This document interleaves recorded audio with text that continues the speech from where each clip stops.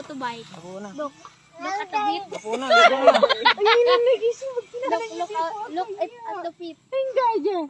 Look. And you need to push this. And like this. And if you have,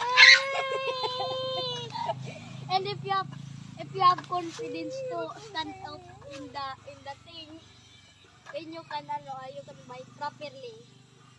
But you will have a chance to get a disgrasya. Okay. Just push the pedal to the middle. I look like this. Like this.